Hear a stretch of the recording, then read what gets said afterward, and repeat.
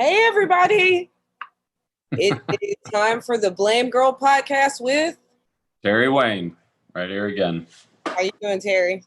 Well, my internet's out and I'm on my phone, so I'm a little bit aggravated, but generally speaking, fine. That's some bullshit. I know, but that's how it is. It's never just fucking perfect, Sometimes, every now and again, you'll get a perfect scenario, but yeah, well, we'll get back in that studio at some point. So you having a good week? Yeah, I mean, my weekend was awesome. I will say this: ended up going down to the casino, and at the Hard Rock, and I cannot believe how packed it is, but at the same time, how absolutely not fun it is when it's packed like that. Like, it's impossible to get service anywhere.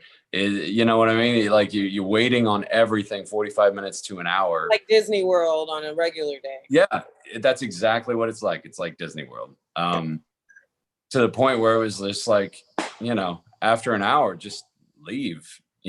There's really nothing. So that was the only. What's that? Do any gambling?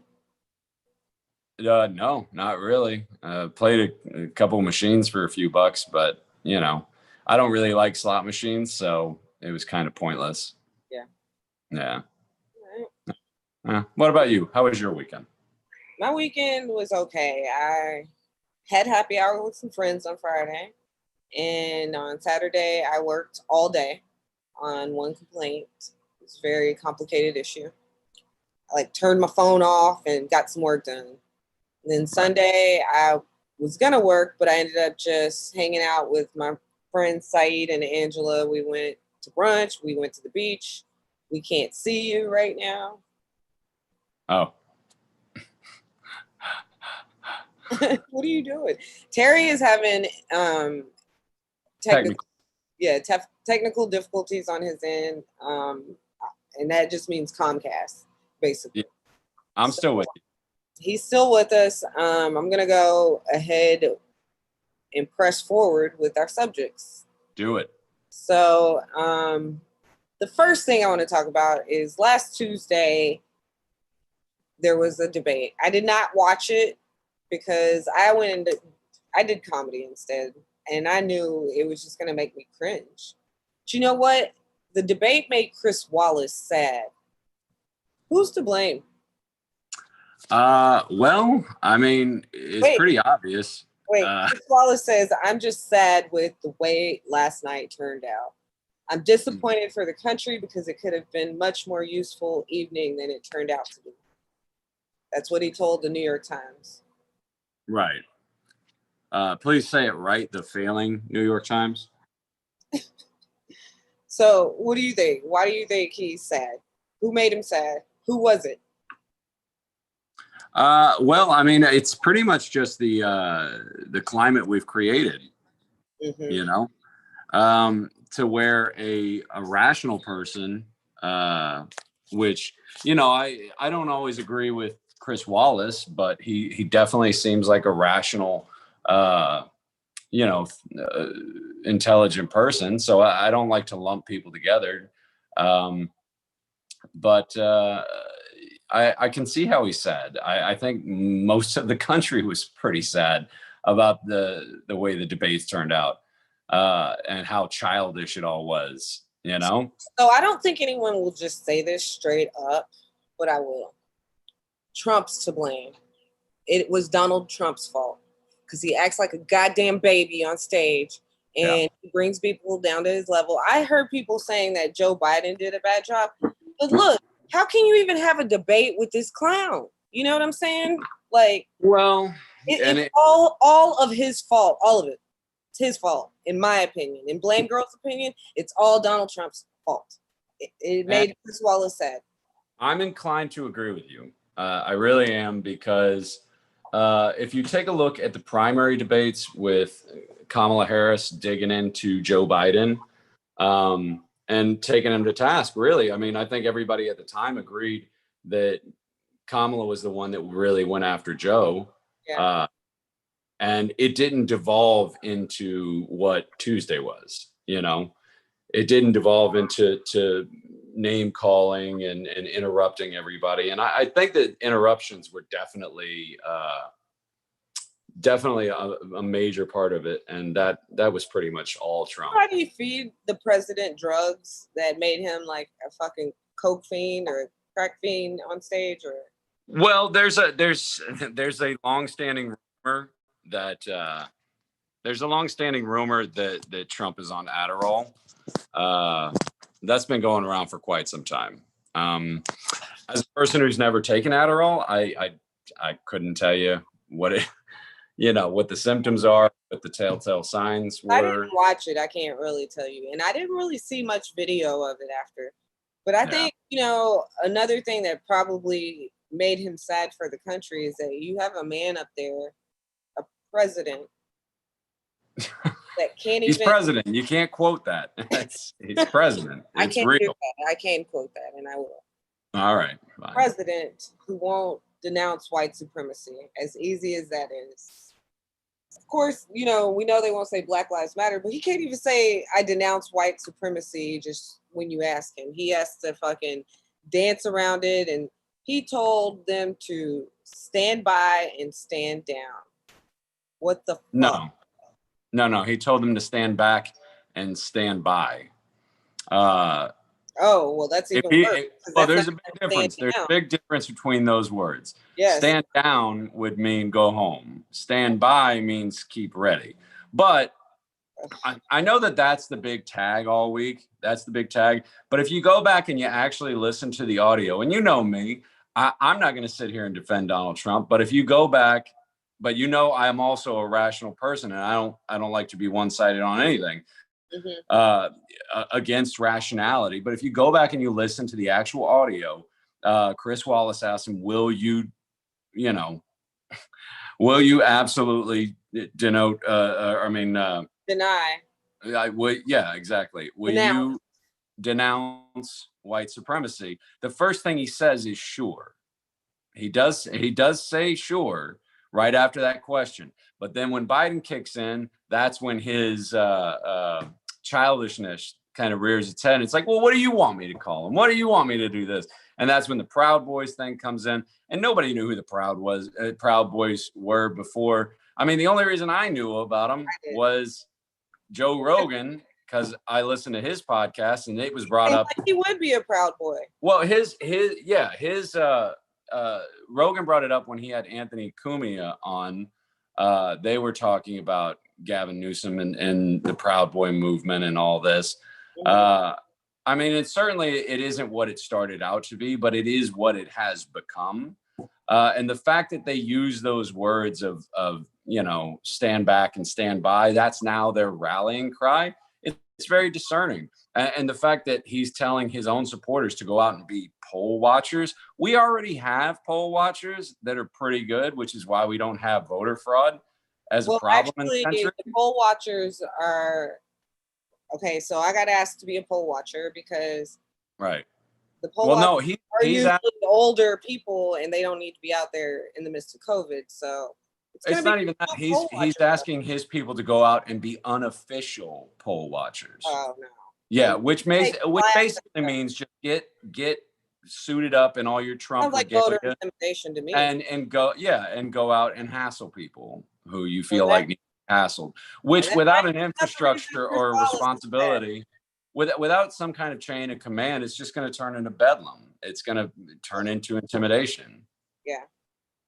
So you can't turn these people loose. And when I say these people, I mean people who are radically, supporting one side or the other. You can't just turn them loose with no chain of responsibility and no leadership and just send them out into the world. It's going to be chaos. It's going to be chaos. It's going to be violence. You always have to assume that everyone you're talking to is stupid, because there are a lot of stupid people out there and they're going to do stupid things. And there's a very real chance that we're going to see some serious problems. He just encourages them. But okay, so he says what they want to hear. That's what he tells them. And then there was supposed to be another debate next week in Miami, However, that might not be going forward. You know why? Because karma is real. Who's to blame? Another blame for our Donald Trump. You know, like he just made. Yeah, I mean, karma, it's not like Trump, shut the fuck though. up. It's not just Trump on this one. And to anybody who's not picking up the subtext, she's talking about Donald Trump getting COVID. It's not just Trump. It's the whole, tough guy mentality of the GOP. It's this whole like, I ain't scared. You know what I mean? Like that whole bit. Yeah. And I mean, look, sometimes that comes in real handy to have that I ain't scared attitude. I use it myself on a number of occasions, but you can't do it in a time like this with a public health crisis. You just can't. So when you have, somebody that's going out and traveling unprotected, when they're going to these rallies that are 20,000 people with no regulations in place whatsoever, and it's just a come as you are attitude, like, yeah, that's what's going to happen. For weeks, people have been saying these events are super spreader events. Yeah. I mean, honestly, I'm surprised it took this long. Well, it took this long for it to get to the people running the events, Yeah. And then on top of that, it doesn't help that this idiot, and we'll get into this a little bit more later, but he's a super spreader because he lied about having it. He had it when it was announced that his Hope Hicks had it. Mm-hmm. He had already had a positive test, but he was waiting another test to confirm that he had it. But he already had a positive test. So, and he had a rally that night, knowing this, yeah. And now it's insane. I can't believe this fool. It's just what concerns my me point more about than that. karma being real is that you're sitting out here acting like it don't exist, like it's a hoax. You're calling it the China virus. It don't fucking matter. It came for your ass. And you're still not taking it seriously. You're still not taking it. And the problem is, the more concerning fact is the statement, his tweet that he put out today, where he's telling his supporters not to fear COVID. Yeah. And that bothers me a lot because we've gone access to healthcare is there. Well, we've gone through a roller coaster over the past 5 days of first, to say the things you're saying, which is, karma. Well, it's not funny to make fun of a president for getting COVID because now he might be in jeopardy, and that would destabilize our country if that happened and he was incapacitated. So that's not funny, and it's not good to wish things on people or so on and so forth. But now it's going to flip around and be the exact opposite again. It'll be no big deal because now he got it. But fucking joke about it. Why can't we? Well, and the thing is, he's already destabilized our country. So that's not even a good argument to me. Well, no, I'm just saying that these are the tones. These are the tones that are being put out in social media over the last 5 days. And now that he's saying he's going to leave the hospital night, go back to the White House while still considered to be, he took a twirl around the hospital just to wave at people yesterday. Well, yeah, but he's in his own car, so I mean, who's he going to? Yeah, but he endangered Secret Service and whoever was in the car with him, just political theater. Well, yeah, and that's the thing is he's still contagious. So going back to the White House, doing anything but isolating yourself is a bad. It's just not. And not only that, but by saying don't fear COVID, you're basically taking the leash off the dog of any one of your supporters.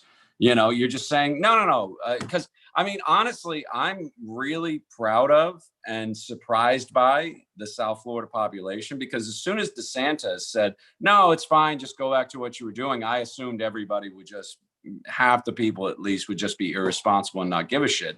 But in the last week that I've been going around doing my job, this and that, I've seen a lot of people acting very responsibly. I've been to very few locations, stores, inspections, or whatever I've had to do. I've seen very few people not wearing masks. I've seen very few people not doing the same things that they've been training and been doing over the last 6 months. They haven't seemed to stop. Just because DeSantis said it was okay, they really didn't listen. And then they just went and did what they thought was responsible, which to me, I thought was really surprising. And I'm very proud of South Florida right now, because I would not have called that. I wouldn't have called it. I still don't want my mom to come to South Florida. Not yet. Huh? I still don't want my mom to come to South Florida yet. Well, she's in Texas, but still it's worse here. So, but anyway, I do want to move things along. I'm going to go ahead and move to our last topic because I want to get Hennessy in. So I don't know if you watched SNL this weekend, but I have a new Shiro. And Megan Thee Stallion is to blame. I did watch it. Yeah. You did? Mm-hmm. And you know, like, she's from Houston, which I moved to Florida from Houston, so I'm very familiar with Houston. I just love her. Like, first of all, I love that she talked shit about Daniel Cameron, the Attorney General in Kentucky. Mm-hmm. And this was a reference to the Breonna Taylor case. Well, everything she did on that show was in reference to the Breonna Taylor case. Go on. No, including the segment of her musical performance that was calling out and using references from Malcolm X's famous speech in the 60s. That was all in reference to Breonna Taylor, which the most disrespected, unprotected, neglected person in America is the Black woman. Right. Yeah. Who taught you to hate the texture of your hair, the color of your skin, the shape of your nose? Who taught you to hate from the top of your head to the soles of your feet? And then she tacked on with a clip from Tamika Mallory, who gave a speech. Oh shit, I thought I had it on here. Oh yes. Daniel Cameron is no different than the sellout Negroes that sold our people into slavery. That's on SNL. I was like, that's very bold. That's very bold. And then on top of that, it's not just that she, engaged in activism while she was performing. I just love her. I think she's a cute girl. I think that she doesn't fit into the normal beauty standards. She's a little thick. Yeah, but I mean, thick is in. What are you talking about? Is it? Like, I don't know. Yeah. No, there's some other female artists out there that are a little thick. You know what I mean? Yeah. Meghan Trainor's a little on the thick side. You know what I mean? But yeah, I don't think there's anything other than hot. Thick sisters. Huh? I said thick sisters, and then on top of that, let's not forget that just unapologetic with what she's rapping about, what she's saying, like the WAP song. The what? WAP. What's that? That is Wet Ass Pussy by Cardi B. Yeah, I know. Everybody knows what that is. God. And Megan Thee Stallion. So, yeah. Yes. No, I don't think you could find a man, a straight man that would say, he wouldn't he'd kick her out of bed. Like I don't think you can find a straight man that would kick Miss Stallion out of bed. But the thing that I want to shoot her in the foot, though. Well, the thing that struck me the most about this, and I'm going to put my blame squarely where I think it belongs, which is on the NRA, believe it or not, because when it comes to Breonna Taylor, the fact that the NRA hasn't stood up in their defense, both her and her boyfriend's defense, for using their Second Amendment constitutional right to defend their home against what they see as an intruder, somebody breaking into their house unidentified, and the fact that someone was killed by those people, whether it be police or otherwise, just because they were doing nothing more than defending their home, it kind of tips their hand. It kind of shows you what the NRA is really about. Because I guarantee you that if her boyfriend would have looked like me and I would have shot at the police and then they would have killed her, you can bet your ass that Charlton Heston's fucking ghost would have come back from the dead to defend me. Because I've seen it time and time again. That's hilarious. They'll defend you I if you don't want know. to go Not into if Breonna Taylor was they though. well, they will defend anybody who looks like me if I get kicked out of an Arby's because they won't let me in with an AK or a AR-15. But here it is, you have this black couple where, you know, you have police barging in unannounced with a no-knock warrant. They get fired upon because of course they did. And, you know. Libertarian's fantasy, I call it. What's that? Like, a libertarian's fantasy. They're all armed to the T just in case that happens. And when it does, it doesn't matter. Like, right. But sometimes, you know, you're considered to be more of a threat than other times. I wonder why. I don't know. All right. Well, I guess it's time for a guess. What do you think? I mean, sure, why not? I love this guy. Why don't you bring him in? Oh, now, to those of you who don't know, we tried to do this a while back, but Brad wasn't with us, and Gonzo was incapacitated, as most of you know. But we're glad to have them both back because all these technical issues that ruined our last interview with him are gone. But a very funny man, South Florida comic, a very good friend of mine. Everybody give it up for Hennessy Williams, huh? Woo! There he is, back again. What the up, only repeat so far. The only. Wow. Yeah. Well, I'm in exclusive company, my out own. of the last one, you know. Okay.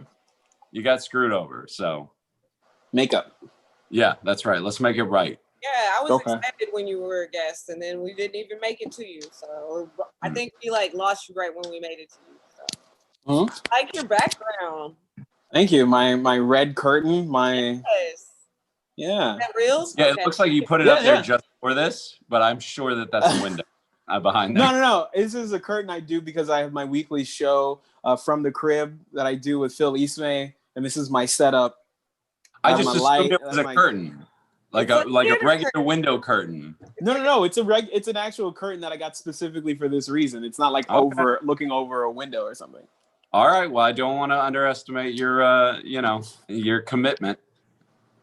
I appreciate that. A green screen so I can have those backgrounds. I want to do just the BlameGirl background. I have a cartoon thing. Yeah, I seen that. Yeah. And I want to put that in the background of me. No, I want people to see my background. I want to have comments on the things on my counters and shit like that. You know, I want to have a long discussion about what kind of cat food I have right back there. So I can't make too much out. I see a big old fridge. Yeah. It's some bags, some gift bags. That's it. Yeah. Beer. Just a peer into the life. This is one of those, like Robin Leach could never.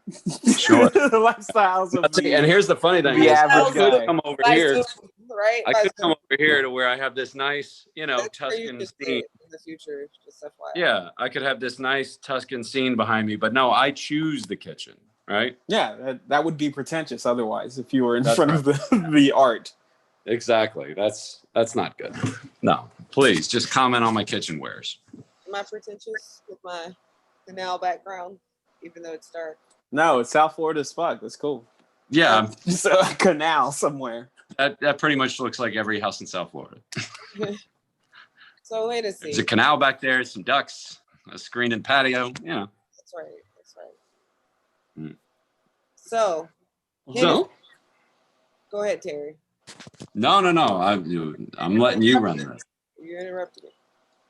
Hennessy, how long have you been a comedian? Recently, I passed the 5-year mark. Well, shut up. That's really it's dope. Congratulations. I would have you for like a 10-year, but you're young, right? Yeah, I started when I was 26, so it's like right in that groove where you have the energy to go out every night, but like a young person, but you're old enough that you have a couple of stories to tell. Because I used to think to myself like, oh man, I was way funnier when I was younger, but I had nothing to say. Like I would have just got you on some I would have just been doing crowd work when I was like 19. I would have been funny as fuck, but I would have had nothing really of value to add to anything. It's funny that you say you don't want to be. I noticed that about the younger comics. They don't have you have to have like experience in life to have these like unique stories to, transfer from the mic. But when you're like 18, 19, you don't have that. Like I hate hearing kids talk about sex. They don't know. You hate hearing kids talk about it? Yeah, like 18, 19-year-old comics trying to tell me, and I think, you might know some of these comics, but telling me about how he's fucking his girlfriend or what a girl should like. And I'm like, no. I think it was Victor, and he points to Jesse Cohen, who's like in his 40s, and he's like, do you want to know how to please a woman? I could see Jesse saying, absolutely, please tell me. And like it being hilarious, and he means it. Oh, yeah. And we clowned Victor. We were like, come on, man. Like, you're too tone deaf. Like, but yes. Stay in your wheelhouse, all right? Yeah. It's like, don't come try and tell me about my 401k. You don't know what the fuck you're talking about, So stay in your... Huh? I'm sorry. I got my next question loaded and I'm like ready to go. Oh, sorry I spoke. You're forgiven. Okay. So, now I forgot my next question. It was all right. What happens when you let a woman in charge? God damn it. All right. Well, and a man keeps interrupting you. Am I right? I have to interject something. Okay. Go ahead with your question while I recalculate that question. Okay. Didn't have one loaded, but sure. Hennessy. Yes. What's the biggest difference that you find on trying, because you're a podcaster as well.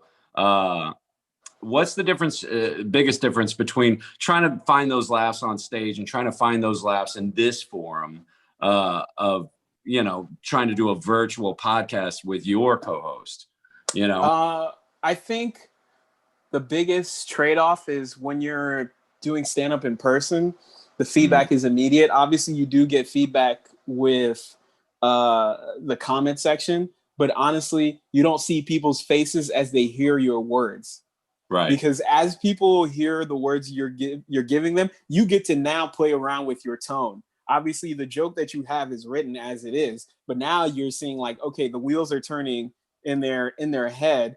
I could speak in this sort of way, and they'll think I'm going this way, and then I can hit them with a misdirection. I can do a lot of things. Like it. What I love about stand-up is it plays more towards your ability to improvise with the material that you have versus this, which is like, how far into the psychosis can you go? Can you dig into that schizophrenic in you who can just talk into the void, doesn't need anybody's feedback, and can just go unabashed? Well, I feel like when you take it. Go for it, Terry. I was gonna say, like, when you take a stand-up, even good stand-ups, people have been around for years and years. You take them away from that being able to read the room instantly and kind of deviate to the left or the right or up or down or wherever you need to go to keep them engaged. I feel like this really kind of separates the men from the boys, so to speak. Gio, don't freak out. But yeah, it kind of separates because this is a lot harder. It's a lot harder. You can't feed off the audience. You just have to try and find something funny about what you're doing.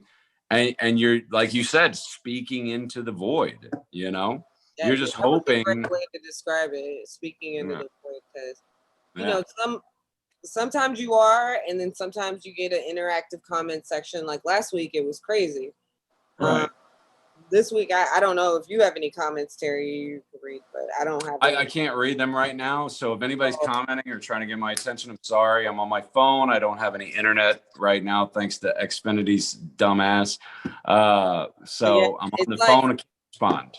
It's like talking into the void. And I used to do my podcast. So I started podcasting back in 2012, BlameGirl. And it's just me. Just talking about XYZ, but I always have like an outline, this or that or the other, so I can keep myself on topic. And then as Blame Girl, I always stay on topic with that because I'm always talking about blame, who's to blame, like we did at the beginning. Now, actually, I don't do that with my guests much, our guests much on here until we get to the blame game. We just kind of like get to know our guests. And I did remember my question from earlier. Oh, fantastic. Yes. So do you think it's better to get into it earlier then? Because I didn't start till I was like 39, you know, and I know some people start later in life. I didn't start till 30. You see benefits from starting in your 20s and, you know, younger, because I know younger comedians that struggle with direction, you know, and when you're like my age or Terry's age, you know what direction you're going in. This is an added plus if you can make it work, you know? Do I think it's better to start older or younger? It depends on what it is that you have as a vision for yourself. Because we all have met comics who look at stand-up like, this is just a thing I want to do. If it ever goes well for me, then hooray. If it doesn't, no big deal. I just like doing this. I'll keep working at it. Yeah. And for those people, start whenever you want. But if you're somebody who's like adamant about like, I've been wanting to be a stand-up comedian since I was a boy or since I was a little girl growing up watching these people, and this is where my future, if you got stars in your eyes about stand-up, go ahead and get that out the way early. Go ahead and learn everything you need to, all the gross, ugly parts of stand-up, all the standing in line, waiting for a bucket get system the bullshit at out of the way. cellar or at the store. You know what I'm saying? Learn to bark when you're 19. Learn to stand on the corner and beg for tickets or beg for people to buy tickets. Like, learn all that shit nice and early so that you can figure out whether or not this is what you want to do. Because if you can get past all that unfun stuff, the material will find its way to you as long as you stay in it. Because we don't stop thinking about our interactions and we don't stop thinking about the world around us. That's what unites all us comics, right? Yeah. So the material will find you. You just got to be able, and you got to get calloused against all the nonsense. And it's better to get calloused early. I wouldn't say too early though. Like, I don't advise when you're like 17 to like dismiss living a regular life. Because I've had a conversation with younger comics where I told them like, it actually benefits you to live a normal life that a kid your age would live and also do stand up. Yeah, because well, there's a lot of people who you'll see, they just pour themselves into stand up, and there's nothing wrong with that. But your job as a stand up comedian is to report on the life that you're living or the observations that you're making. What are you doing if you're not doing that? Right. Like, what are you reporting? If you're young enough to be thinking about stand-up, you can dedicate your education towards that. So, for example, go to fucking college and take theater, you know, because that's going to benefit you later. And, you know, I don't know what other careers you can have other than acting, but there's still something there, you know. Well, you're just getting the bullshit out of the way, you know. If you start when you're 18, by the time you're 25, all the fucking bullshit and the nonsense and the infighting and, you know, stage fright, learning how to deal with hecklers, you've already learned all that. So then by that time, when you're getting into, you know, your adult life, and I think we can all say that starts around 24, 25. Yeah. Like as soon as you can rent a car, basically. Yeah. As soon as you can rent a car, you can start getting into trouble. Right. That's when you start having more adult thoughts, and you can take all that shit that you just learned for the last 5-7 years and apply it to all this new material that's about to come your way by trying to live an adult life like an insane person. I just assume all comics are a little bit insane. About 15 degrees seems right. Yeah. Mm-hmm. So yeah, I think it's just, I think if you can get in early, 18, 19, 20, that you're just sharpening a knife that you're going to use later. Yeah. Well, I guess, I mean, just, yeah. I was just going to say, I wonder though, is it easier to catch on to it when you're older? You know, like. It's easier to know who you are when you're older. Yeah. Because we go through these fucking weird metamorphoses as comics, especially if you're a younger comic where you're going to be the dirty guy, and then it turns out you don't like cussing as much, or the opposite. Right. Or you're going to try to talk about relationship. Turns out you suck at it and no one understands what the fuck you mean. You're going to be you want to talk about politics. Good luck. You have no facial hair. You know, it's one of those things, like, you just have to kind of find out who you are, and that's easier with time. Yeah. And it's a lot and you become a lot more believable as who you are as you get older, because as comics, until you're famous, like most of the time no one's ever going to know who you are every time you step in a room, even as a headliner on the road. Even if you're a road headliner doing some C, B, C club, they only got these tickets because they were free. Yeah, you did some spot on Conan, you did some spot on the Tonight Show, but they don't actually know who the fuck you are. So you have to reintroduce yourself every time, and just getting older lets you be more comfortable. And you're absolutely right. And not only, I think one of the things that you're trying to hit but not really hitting is when you're younger, it's a lot easier to get pulled into the traps of not only just stand-up comedy, but also show business in general. Things like becoming overconfident and arrogant about yourself, or not knowing your lane, like Gio was talking about earlier. No 40-year-old person wants to listen to some 19-year-old tell them how they're gonna please a woman. You know what I mean? Or something like that. Like you're kind of blinded to yourself a lot when you're younger. You always think the best of yourself, and everyone in this room knows if you have a couple good sets in a row, that ego can get swole pretty quick. And especially if you're 22 and you have a couple good sets in a row, you might be thinking you're God's gift to comedy by the end of the week, And then nobody's going to want to work with you anymore because you're just an arrogant asshole and you have no humility. To me, it's always interesting. Like, what do you do with your confidence? It's the Jordan thing. Jordan was insanely confident. We can all agree with that. But what did he do with his confidence? He became obsessive with his work ethic. Because that's what feeds the confidence. To me, like, confidence is a loaded gun. What do you do with it? You just swing it around and brandish it wherever you go, or do you sit and you hone? Do you focus? Do you practice? What do you do? I feel like it's necessary, especially for something like comedy. You have to eventually build up some sort of confidence to believe you're funny enough to be up there.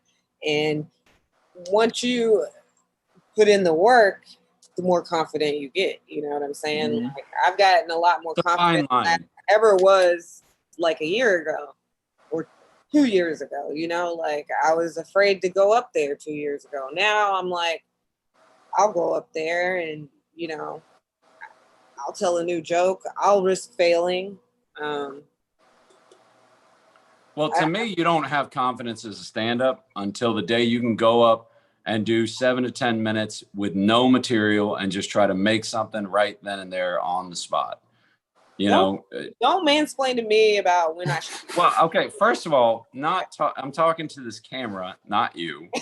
Second of all, that's just my opinion, because I never felt truly confident as a stand-up until I could go up there with, like you said, 5 minutes of new jokes and nothing to lean on that I knew was good. Or just go up there and try to make something out of nothing. Yeah. That's why I always say, Swamp Grass is one of the best rooms down here.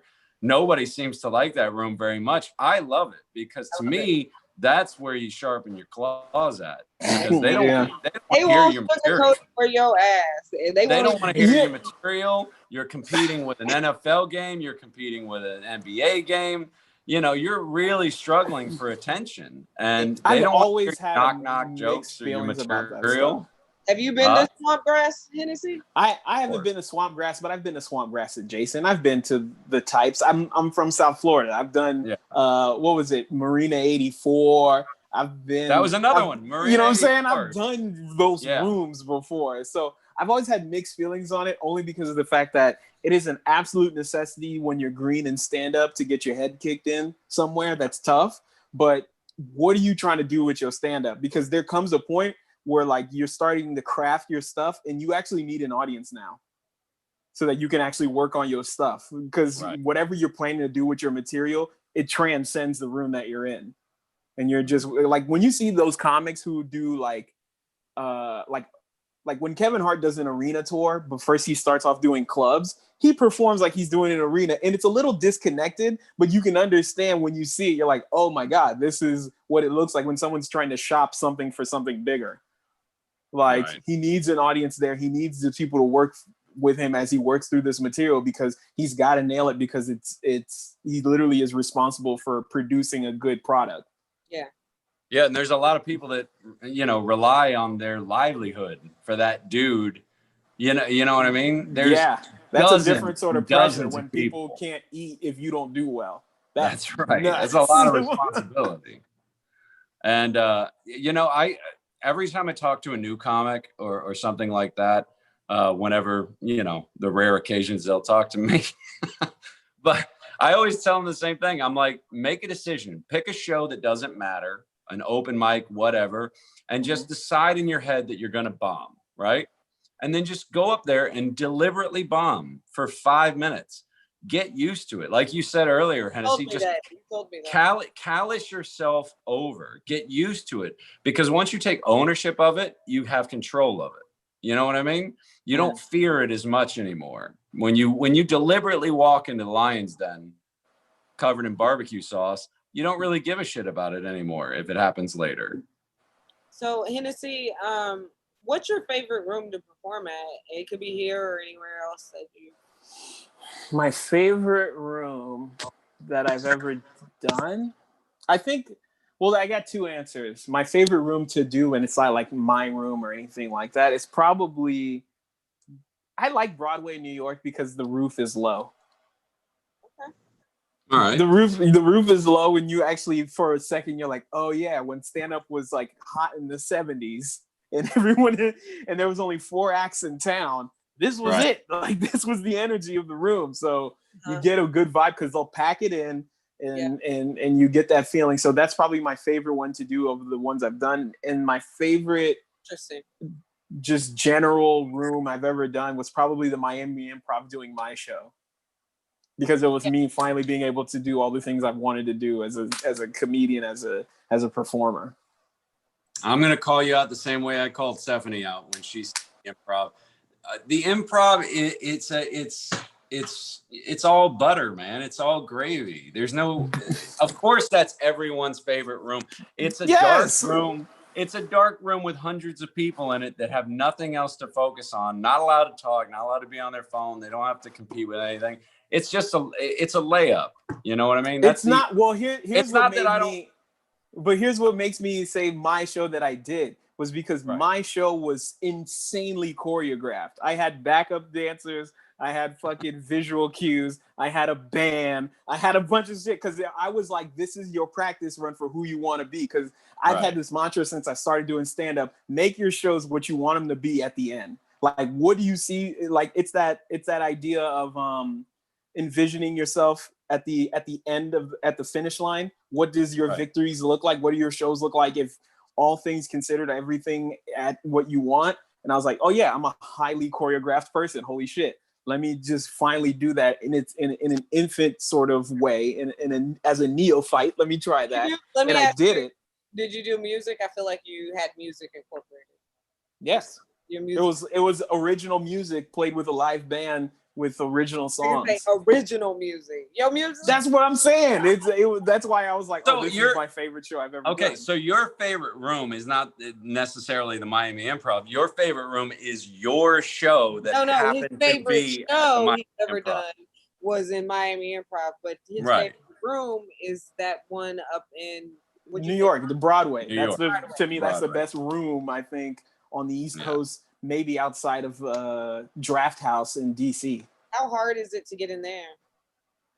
It's hard if you don't want to be like barking, because it's a New York room. It's a New York club. Like any club in New York, if you're not going to sit there and hawk tickets on the corner, it's going to be tough to do. Like, you're going to have to show up and do a couple of sets when there's still daylight out. So crush with 5 comics.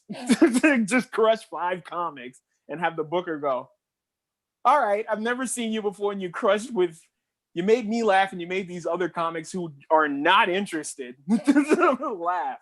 So, yeah. Well, comics are always the toughest audience, because they've seen behind the curtain, they know what you're doing, and if you come with something stereotypical something that's easily forecastable, they're just going to know where you're going with it, and you're going to lose them at the punchline because it's like, yeah, I knew you were going to say 2 left feet or whatever. I was going to bring that up earlier. Is that like what's worse than like a room where you gotta like demand the attention like Swamp is a comics room where there's nothing but comedians in there that already fucking know your shit and they don't want to hear it, Well, yeah, I mean that's why I don't like performing for comics. Hennessy, were you around for Hurricanes? Were you Hurricanes? Nah, that was before my time. Matt Bellick's room. That was a place to find out who you are, because that was just a back room in a Hurricane Wings restaurant in Boca. And it was just all the comics. It was essentially a writer's room. But if you went in there and tried to do your same material that you would always do, you're dead on arrival. Like that's what Holloway's felt like. I did Holloway's, which was a lot of that. Yes, very similar. John Hines' room, Holloway's. Very similar. It's just change it from a wing joint to a Irish joint, and you're done. Yeah. You're basically like in those point at that when you're doing those like sorts of rooms, you're always writing material that day for that room, and you're like, I can't just come in here and do the shit I did last week. That's absurd. I'm just gonna write shit for darts. Here. Yeah, you're throwing darts at a map, hoping something will stick. I did a comics room. C&I in Broward before we went to see Dave Chappelle, and my self-esteem was just crushed because you know what I did? Material, like a dummy. Worst I had people there to see me though, and so I was like, but I have not done that shit since. When I keep like, if I go tomorrow to Average Joe's, I'm gonna be doing some stuff I haven't done before because they don't want to keep hearing the same stuff. And even Average Joe's, it's a comics room, but there's a lot of people there still to just see the comedy. So, but I still don't. I feel it's the same people. They don't want to keep hearing the same stuff afterwards. No, what's weird? What's weird is like that's 100% true. Comics don't want to hear the same stuff, but also fuck them because whether or not they like it, these are the jokes that's going to earn you some money or not. And like Bruce Lee says, don't fear the man with 10,000 kicks. Fear the man who's practiced one kick 10,000 times. Yeah, I've never seen that's a good quote. Like the same set over and over again. So shut up. Well, no, I know that's me, but it's true though. It's no, but you're right and you're wrong. Yes, you have to keep working on your material, but know your audience, dude. When you walk in the room, if you've got 12 comics and 3 regular people, you got to go to the 12. You know what I mean? You can't play to the 3. So I mean, you just got to know your audience, dude. Because if you play to the 3, they might laugh, but you're still hearing crickets in the room. Well, okay, then give the 12 their candy, and then say, "Now shut the fuck up and go do your fucking boring material. Tell them to get the hell out." Like, all right, you guys, I made you laugh. Well, leave. As crazy as the world is right now, if you can't make a joke up in an hour before the show on something topical, then what are you really doing? I mean, come on. So Hennessy, have you done any acting? Yeah. Tell us about that. Was it comic acting or just acting? I've done comedic stuff like sketches and all that. I've done a few web series. A couple of them got pretty big. That was cool. I'll tell you about this one show. It's like it's the blackest shit I've ever been a part of, and I'm super proud. Yeah, and what it was is like there's a director from Palm Beach who basically had gotten pretty big shooting I guess you'd call it a web series. Yeah, shooting a web series called City of War. And it basically follows the lives of a couple of gangs in Palm Beach and Broward and Miami, how they interact. And it's basically like it's The Wire. It wasn't a comedy, huh? It was not a comedy, but they knew me as a comedian. Like I was the comedian they wanted to bring in, so I had to play a detective who's also cheating on his girlfriend, who's like just getting caught up with everything going on, trying to solve this murder, but also trying to keep my life together. And you enjoyed it? I did. I enjoyed acting. It's just that acting is always weird because you realize you're not an actor once you're around actors and actresses. because as a comic, you're just standing there and you're like, look at this fucking asshole in his shirt. And then like actors and actresses come together and they just like, they start singing and they're like, this is going to be amazing. I am so excited. Are you guys so excited? And you're like, I'm a thorn on a rose. I'm not going to be bubbly with you guys, even though we're supposed to be having a bubbly scene right now. Is that what I guess they teach them? Because acting, it seems like with actors, it's like a lot of them get their training with like games and stuff like that. If they, I mean, you know, you get all this advice when you're doing comedy, and they're like, clearly the path isn't just stand up because you don't get paid doing that. That's a rough existence and all this and that. So acting's like one other avenue to like make it big as a comic, right? Mm-hmm. So everyone's telling you to do that. It's interesting that you're saying that, like, it's a different existence, I guess, and you know, like, those people actually are like trained actors, is what you're saying, right?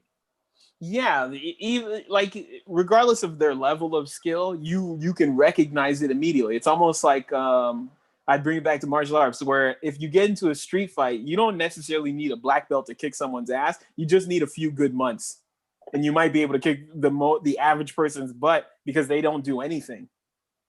And it's the same thing with acting. Like if you take some acting classes, you will be better than a lot of people just off of who are just freestyling it, because there's little ticks that we do that keeps revealing our true selves as we act, and we're not being the character. They've learned how to fight through that. I wonder. I took some. Well, it's like it's like the you mentioned a Bruce Lee quote, so I'll mention a John Wayne quote. John Wayne said that it doesn't matter how quick you draw your pistol or how straight you can aim your gun. It's how willing you are to pull the trigger. Mm-hmm. That's who wins in the end. So when you talk about fighting, or you talk about acting, or you talk about comedy, just the most committed wins. That's it. Yeah. Whoever's the most committed, that's who's usually going to come out on top. All right. Mm-hmm. Well, guys, I want to get to the blame game real quick. It's been a good discussion with Hennessy on the comedy. I love it. Sure. Yeah. Time's flying. But it's time for the blame game. So Hennessy. Yes. You love cooking, but you're losing weight. Who's to blame? My mama. I think who's to blame? Your mama? I was like, you live with your mama? I think the main thing to blame, honestly though, for me, loving to cook but trying to lose weight, is comedy. Here's why. Because I am terrified of dying early before I can reach the zenith of my abilities. So you're hubris. You're blaming your own hubris? That's what's up? Dude, I have just like anything else, you can only get better with time and effort, right? But none of that matters if you die because of pork chops. He ain't lying either. But sure. Yeah. Or cigarettes, because that's what made me think of that. I was like, man, I don't know what you're talking about. I don't either. I don't smoke, guys. I don't smoke. But yeah, I wanted to be around for it because it sucks. And also like there's a certain confidence that you need, and you have it once you feel better about what you look like physically. That's always like ground level confidence booster. Yeah, you can learn to read better or whatever, but food was pretty damn good. I can't even gonna lie. You make some of that, because you post a lot of food posts, and I'm jealous of a lot of them.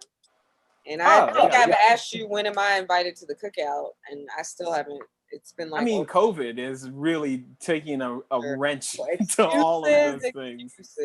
I saw Terry went over there and helped you make a pizza. COVID. I went over to Terry. Yeah, and I came looking to make a pizza. I literally hit up Terry. I was like, "Hey, you want to make a pizza on camera?" And he was like, "Okay." I was like, "Hell yeah!" I mean, you don't really have to like nudge me in the direction of making pizza. I'm doing that shit anyway. You just brought a camera. Next time y'all invite me to eat, because I'm good at that. So, okay. I guess, I mean, y'all want to talk about this shit how all these Republicans are catching the COVID. Like Kelly. Sure. Oh God, yes, please. Like it's Christie. Like it just won't. It's like a barrage of them, and they won't stop. And like, Well, they wait can't even a vote second. on the Supreme Court justice, and it's making me Now, wait a second. like You need to be fair, Gio. You mean we need to talk about how the Democrats are deliberately infecting all the Republicans with COVID. Because that is the conspiracy that's going around now. The fact that they refuse to wear a mask. It's absurd. Yeah. That's so crazy. It's got nothing to do with their fuck masks, fuck the rules attitude. It's absolutely some deep state plot to infect Republicans. Yeah, absolutely, 100%. What do you think, Hennessy? What do I think? Yeah, what you think about? Like, it's karma? I think it's people who, I think it's a combination of a couple things. It's a kakistocracy, so it's being led by the worst, most ineffectual, incompetent people who bought into the rhetoric provided by their inept, incompetent leader, to the point where they believe that because they weren't sick, perhaps they will not get sick, and that every problem that everyone else faces is somehow they're excluded from it by some measure of their exceptionalism. Fuck you. Maybe you can get health care all the time, but you can't. It's an exceptionalism thing. Well, they really just thought. Just think about what in they the hospital. said. Like, why would you risk your life for this fool? This is just think about what they said about the deaths when the deaths started rising. The common go-to for defense on that was, oh, well, they had pre-existing conditions, which means like, oh, see, they just weren't worthy to survive this plague. You know, that's basically what they were saying is like, oh, well, they had diabetes or they were already unhealthy or that's why or this why. There's always a reason when it comes to the GOP. There's always a reason why you're the one to blame for your bad misfortune. Everything's your fault. That's fine. Everything is your fault, but nothing is ever their fault. Nothing is ever their own fault. You're susceptible, that's fine, but you don't wear your goddamn mask. We didn't see Trump with the mask on until the last hour after he probably already knew he had COVID. That's when he started probably wearing. He made fun of people wearing masks. The first time he ever wore a mask was when he was in the Ford plant. It was when he was in that car plant. It was either the car plant or that hospital where they like forced him to put it on this and you can't come in, and he didn't want that photo being out. You don't even have to go that far back. They made him do it. I didn't know that. That's awesome. Yeah, no, they wouldn't have let him in. They told him. You don't have to go that far back. Even the president. He literally made fun of Joe Biden for wearing what he said was a huge mask everywhere he goes. Tuesday, and then Wednesday, he got diagnosed with COVID. Like, you don't have to go that. How does he not look like an idiot to his fucking followers? You know why? Because it's what you said before. They got to double down. So they're willing to say the Democrats fucking injected this shit into all the Republicans. Not that they've all been walking around without masks. Next thing you know, they're going to say the Democrats killed Herman Cain. No, bitch, it's Donald Trump. All right. I just wonder what happens when all of this is over if like we're not reduced to rubble.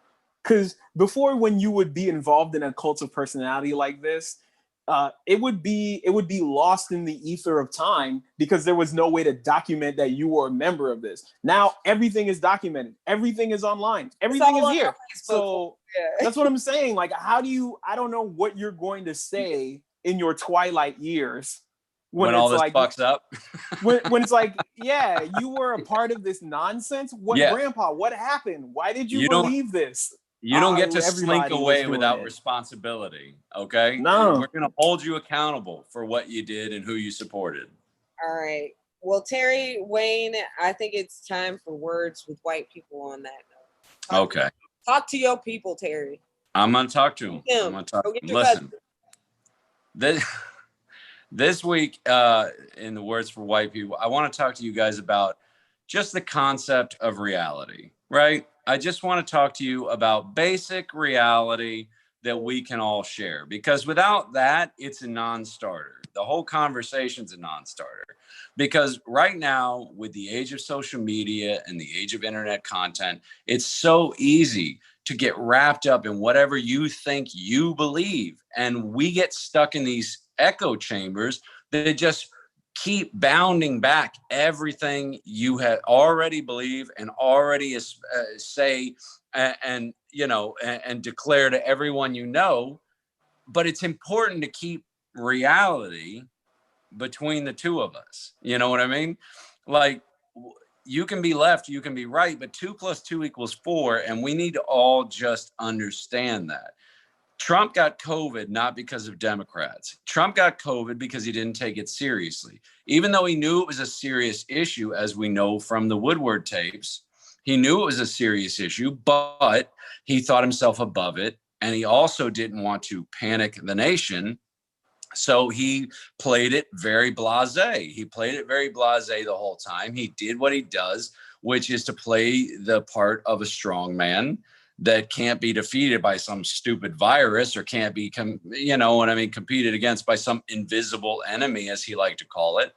But the fact of the matter is, we're all human. And this last week have showed it pretty clearly. Now, today he's getting out and he's telling people not to worry and not to fear COVID, but he's given the best treatment in the country, period. The best prescriptions, the latest medicines, the latest therapies that aren't even approved for the rest of us to have. He's a fucking asshole. Sorry, Terry. Okay, for him to say to us, a normal human being, myself included, not having health insurance, to say, don't worry about it, is kind of fucking ridiculous. Because if I go into the hospital for even a few days with COVID, I'm going to be paying it off for 15 years.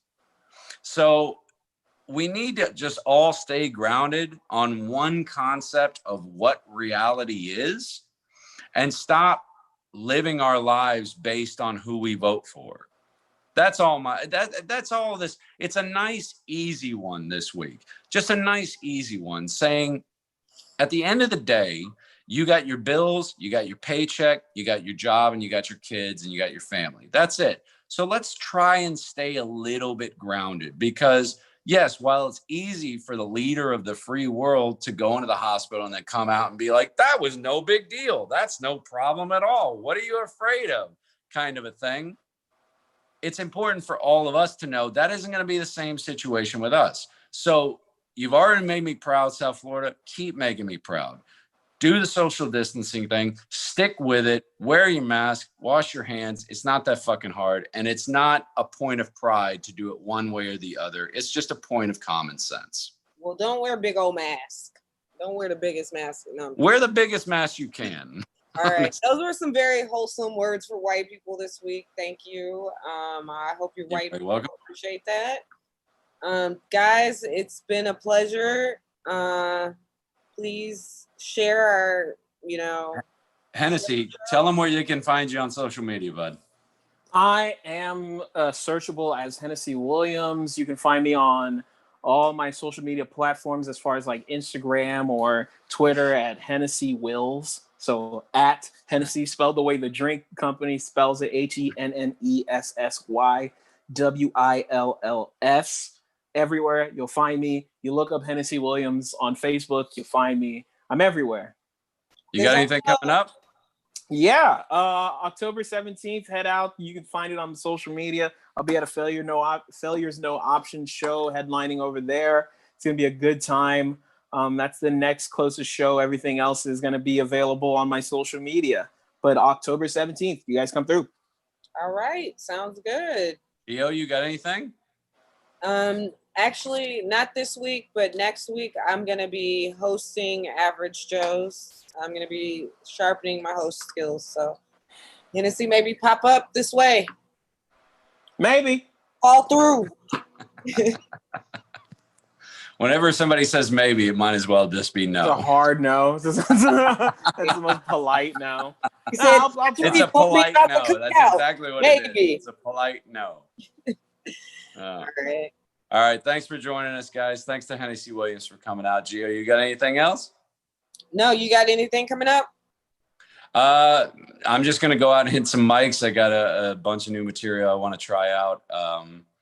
So tomorrow I'm probably going to head out to Average Joe's, and then Thursday Swampgrass, and what other shows I can get on in the next week, just to get back out there.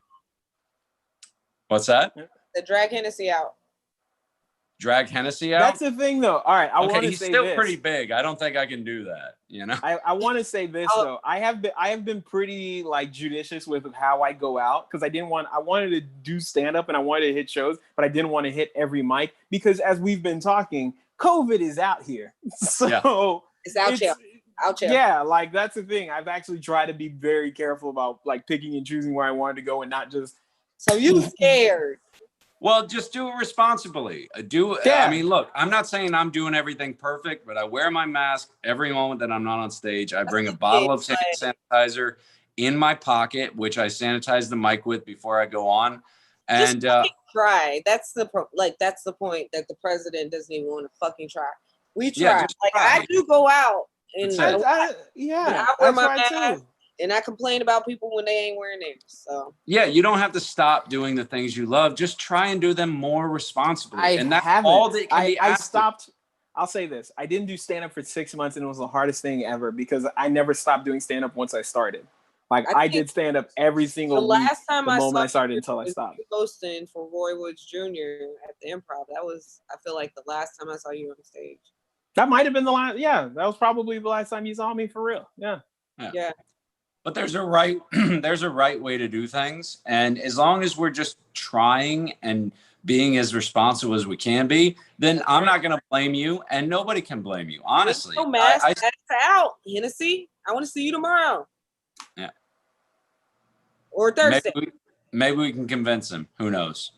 Come out to Swampgrass on Thursday. Not look at me for me demanding it.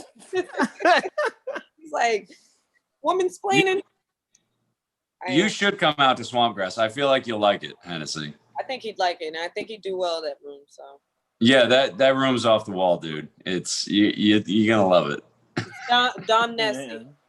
I know about the show. I was supposed to headline it once, and then that didn't happen, and then I didn't come. Like I didn't bail on it. It fell through, and then like haven't been there since. Well, forgive him. I'm their house favorite. Formerly, okay. Terry Wayne.